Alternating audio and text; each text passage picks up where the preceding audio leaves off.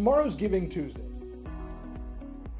I was told a long time ago when we started Catalyst Church that you have to know the need and let the people know.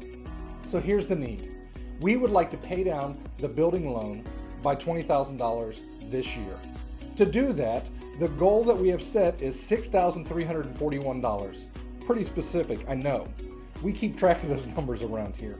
Numbers are important because we can either pay that money towards the interest, or we can use that money and we can do something special in the worship area or in the kids area, or we can do it in outreach or make more videos like this that we know have gone out not just throughout the state of North Carolina, but the United States and the world. We can continue to teach you about discipleship, about how to read your Bible, about tough questions that Christians are having these days. So if you would give to Catalyst Church $6,341, then we could give back to you. Make sure that you click the link below and help us out.